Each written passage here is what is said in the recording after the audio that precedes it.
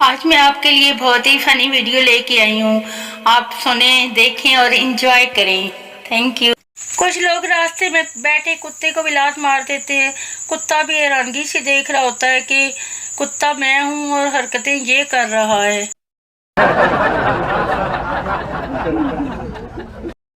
एक था राजा, एक थी रानी, बाकी उनकी पर्सनल कहानी।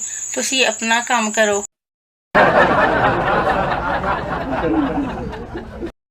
अंग्रेजों को जब भूख लगती है तो वो बर्गर और सैंडविच खा लेते हैं।